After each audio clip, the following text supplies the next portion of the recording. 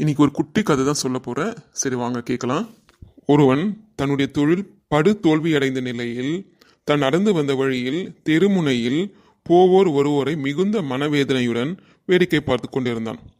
அப்பொழுது எதிரில் உள்ள குப்பை தொட்டியில் ஒருவர் தனக்கு தேவையான பழைய பேப்பரை எடுத்து சாக்கில் நிரப்பிச் சென்றார்.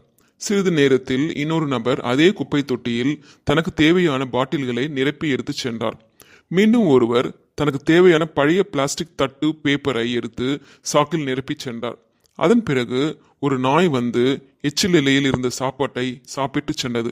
கடைசியாக வந்த ஒரு பசு குப்பையில் கிடந்த பச்சிலையை சாப்பிட்டு தன் பசியை போக்கிக் கொண்டது.